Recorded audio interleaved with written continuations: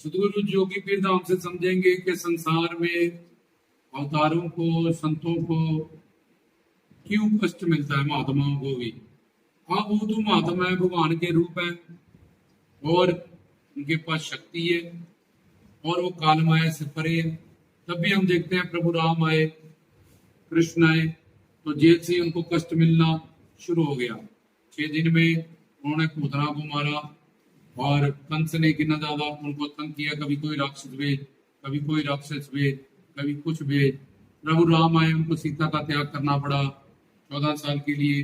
सुबह उनको राजघराना मिलना है, लेकिन कई ने रातों रात उनको वनवास करा दिया। अब उनको जो राज मिलने था मिल गया वनवास, और फिर रावण सीता को उठा के ले गया। उसके बाद सीता को अग्नि परीक्षा देनी भी, सीता माँ धरती में चलेगी। ऐसे थे गुरु नानक हैं, उनको लोगों ने पत्थर मारा, बहुत कुछ कहा। चाहे कबीर जी हैं, फरीद जी हैं, चाहे किसी को तत्ती तवी पे बैठा दिया, चाहे किसी भी धर्म के महापुरुष ने किसी को क्रॉस पे लटका दिया, किसी को जहर पिला दिया, किसी को कोई तसीहे दिए, किसी को तो कोई तसीहे दिए।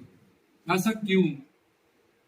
क्योंकि संत महात्मा लोग इस बात को जानते हैं कि हम जिस दुनिया में अवतरित होकर जा रहे हैं, उस दुनिया को परदोष देखने की आदत है।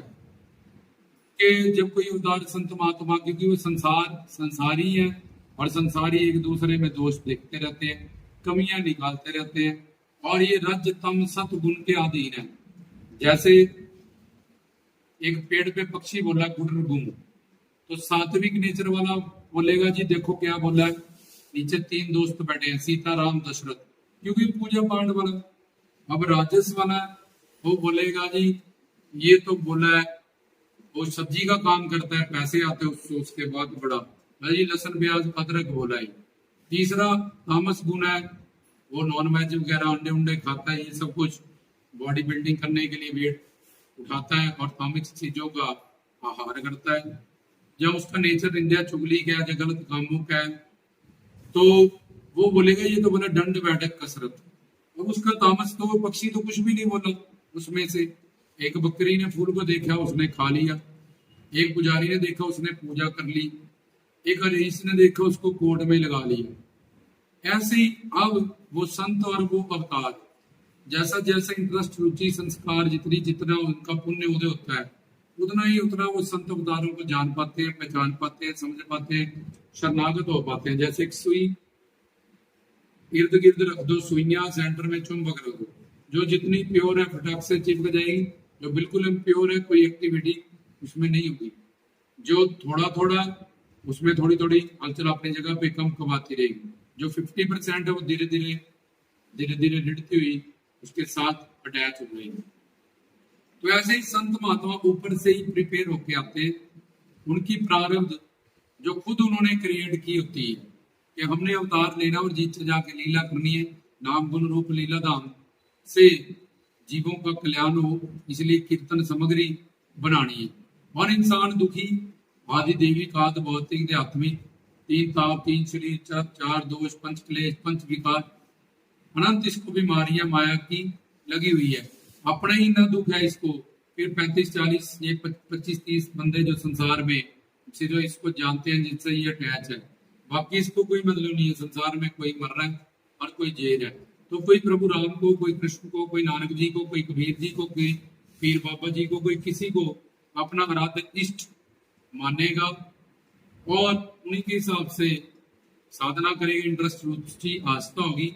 तो जब इसको दुख मिलेगा तो तब तो एक एग्जाम्पल सेट होगा कि देखो तुम्हारे जो इरादे, तुम माया की दुनिया में हो, इस बार तुम संचित कर्मों से बंधे हो, अनंत जन्म के पाप पुण्य से। जो लोग जो प्रारब्ध को काट सकते हैं, प्रारब्ध में बंधे भी नहीं है, खुद अपनी प्रारब्ध बना के यहाँ पे अवतार धारण करके आए हैं गुरुजन और अवतारी पुरुष।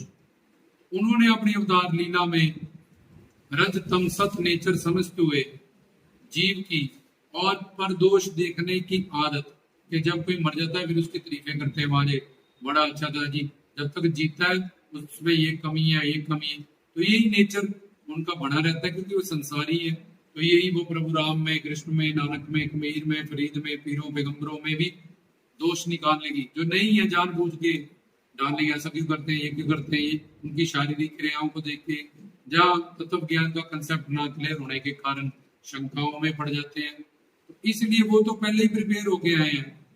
और पूर्ण संत किसी को कभी शराब नहीं देते, उनको पता है पहले ही अगर हमारे खिलाफ सोचेगा, बोलेगा, कहेगा तो कुंभी नरक जाएगा। उल्टा वो माफ करते रहते हैं, बख्शते रहते हैं, क्योंकि दया करुणा से वो भरे हुए हैं।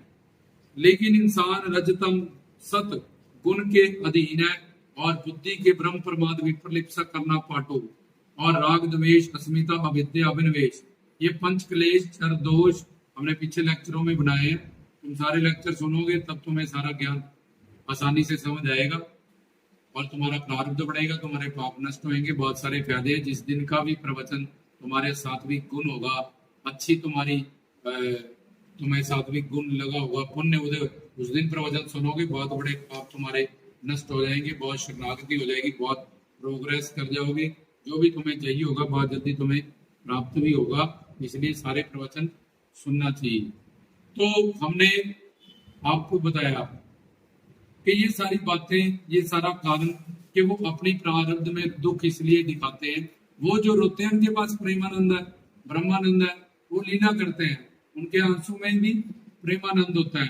प्रभु राम सिया के लिए वो नहीं है कुछ बंदा रो रहा है अपनी पत्नी के लिए या पत्नी रो रही है, उनमें प्रेमानंद है। वो उनका कार्य नहीं है, वो उनकी लीला है। वो मानव लीला करने आए हैं, ताकि वो मनुष्य बन के आए, मानव लीला में आए। और जब एक एक्टर ही 3 घंटे की एक्टिंग इतनी अच्छी करते हैं, तुम पैसा भी देते हो और उनकी पिक्चर को एक सिर्फ लीला की तरह, लेकिन प्रभु को और भगवान की पहचान ना समझते हुए, रखते हुए उसके कार्यों को उनके कार्य योग माया सकते हैं। इसलिए वो 2 ही काम कर सकता है, जहां वो अपने लोक में रहेगा, जहां नीचे आएगा, जो भी करेगा जीव कल्याण के लिए कृपा करेगा। उसको पाप पुण्य धर्म ये तो लगना नहीं है उसको, अगर वो संत है, गुरु है, जहाँ वो भगवान है। लेकिन वो अपनी प्रारब्ध में ये सिखाते हैं कि देख, तू मुझे मानता है, मेरी अवतार लीला में कितने कष्ट है, मैं भगवान होके भी क्यों? क्योंकि मैं काल माया की दुनिया में आया हूँ, मनुष्य बन के आया हूँ, और इस दुनिया ये काल माया से बनी है, यहाँ दुख ही दुख है। इसलिए तू चाहे भगवान भी यहाँ अवतार लेके आता है, संत भी यहाँ पे आते हैं, वो अपनी प्रारब्ध को काट सकते हैं। जहाँ जो पूर्ण शरणागति कर जाते हैं, पर उनको फिर सुख दुख लगता है नहीं, दोनों भगवान के प्रसाद लगते हैं कि अब तो कैद खत्म है जी, 6 महीने की जेल थी, 2 महीने भोग ली, 4 महीने रह गई, फिर 3 रह गई। वो खुशी करते हैं, उनके लिए सुख और दुख दोनों प्रसाद बन जाते हैं। लेकिन वो हमारे रोल मॉडल हैं, हम उनको मानते हैं, आस्था करते हैं, प्रेम करते हैं, उनके नक्शे कदम पे चलना है। मर्यादा पुरुषोत्तम, लीला पुरुषोत्तम, गुरु पुरुषोत्तम, ताकि वो ये ना के ले मैं बड़ा दुखी हूँ। तो हम माया की दुनिया में आए हैं, दुख की दुनिया में आए हैं, तो हमें भी यहाँ पे दुख ही मिलेगा, क्योंकि ये संसार माया से बना है। और संसार में आदि देविकाद भौतिक आध्यात्मिक माया के कारण पूरा परिवार ने अपना स्वरूप बनाने के कारण जीव अपनी अज्ञानता और अविवेक के कारण यहाँ पे दुख पा रहा था, पाता ही रहेगा। लेकिन प्रभु जब अवतारी जब संत, इसलिए कि हम भी माया की दुनिया में आएंगे, तो तुम तो संचित कर्म के पाप पुण्य से बंधे, हम तो पाप पुण्य से भी नहीं बंधे।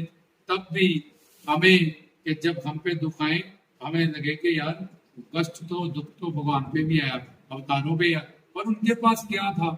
जो आनंद में थे, उनको पास क्या ज्ञान था, क्या शक्ति थी, क्या समझ थी, जो इन सब चीजों में भी आनंद में, मस्ती में, सुकून में रहे। उन्होंने उस दुख के टाइम को कैसे व्यतीत किया, किस तरह से पांडवों को वनवास हुआ तो उन्होंने शक्ति प्राप्त की कि आगे महाभारत का युद्ध होना है, उसके लिए तैयारी करें। प्रभु राम को वनवास हुआ तो ऋषि मुनियों के पास गए, वो ताड़का को मारा, रावण को मार के आए, सुग्रीव को लाज दिखाया। उन्होंने डिप्रेशन और स्ट्रेस लेके बाकी भी रास्ते नहीं बंद कर लिए। उन्होंने देखा कि अब मैं कहता हूँ, अब मुझे पूजा कीर्तन सत्संग भजन करने का ज्यादा टाइम मिला, मुझे दुख आया तो मैं किसी मंदिर मस्जिद गुरुद्वारे से जुड़ गया हूँ, वहां मुझे ज्ञान प्राप्त करना चाहिए कि मुझे दुख क्यों मिला, ताकि ये तो मेरा पास्ट है, लेकिन मेरा वर्तमान और भविष्य तो कम से कम ठीक हो जाए।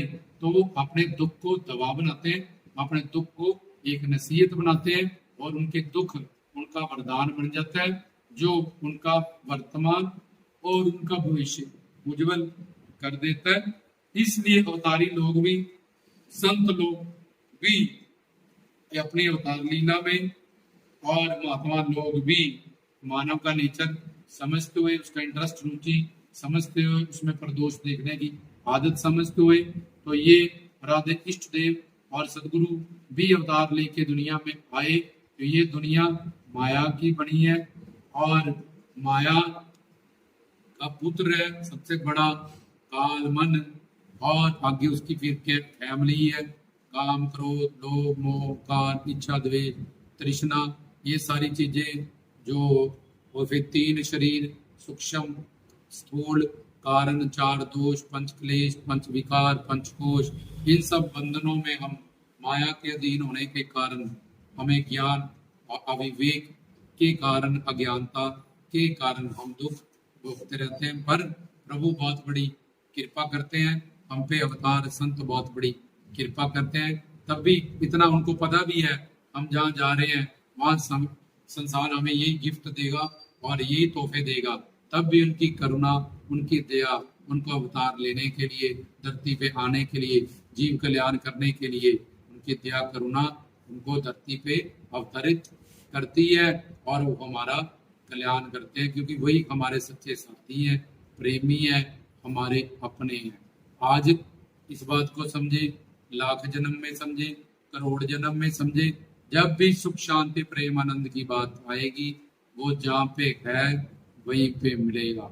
ये बात करोड़ों जन्म जूते खा के समझ लो, आज समझ लो, कल समझ लो कि मंजिल बड़ी बनाई है।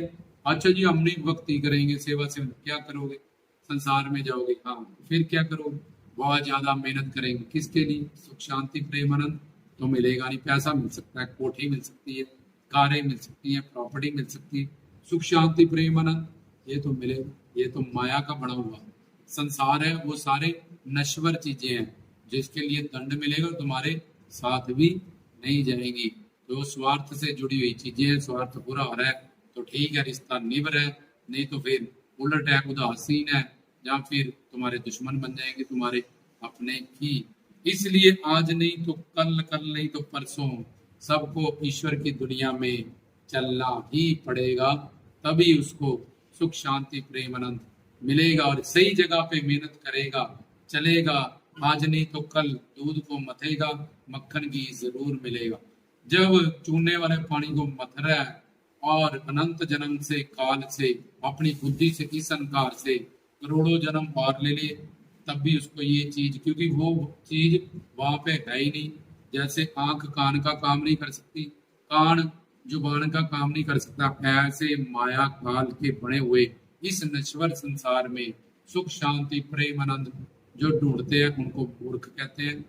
जो बेचारे अपने आप को ही नहीं जानते हैं, मानव चूल्हे को सिर्फ बर्बाद कर रहे हैं, जिंदगी हाथों से निकलती जा रही है, एंड में पछताएंगे और रोएंगे। तो ये था रामदास की तरफ से समझाया गया कि अवतारी पुरुष क्यों अपने आप को दुखी करते हैं। तो इस बात को अंदर पक्का कर लो कि सुख शांति प्रेम आनंद अगर चाहिए तो सेवा सिमरन भक्ति हरि गुरु की दुनिया में ही मिलेगा। पैसा कमाना बहुत मुश्किल है, नौकरी करनी बहुत मुश्किल है, लेकिन भगवान को सही गुरु बना के, सही ज्ञान बना के साधना करना और चलना ये आसान है। और तब भी लोग बोलो जी मैं तुम्हें सैलरी भी दूंगा, सब कुछ दूंगा, घर बैठ के भक्ति करो, साधना करो, रोटी कपड़ा मकान भी दूंगा, लेकिन तब भी लोग साधना नहीं करते और गलत दिशा में सुख शांति प्रेम आनंद, जाना जम्मू है चले दिल्ली की सड़क पे है, और ज्यादा दूर होते जा रहे हैं सुख शांति प्रेम आनंद को। अब चलो, कल चलो, करोड़ जन्म बाद चलो, चप्पल जूते खा के चलो, किस दुख से चलो, एक दिन सबको इस दुनिया में चलना ही पड़ेगा। चाहे करोड़पति है, चाहे अरबपति है, चाहे खरबपति है, चाहे सड़क छाप है, चाहे नर है, नारी है, बुढ़ा है, बच्चा है, जब तक वो इस दुनिया में नहीं चलेगा उसको उसकी मंजिल नहीं मिल सकती है। इसलिए गुरु पीर साधु संत के लिए अवतार लेते हैं और ये सब बातें हमें सिखाते हैं।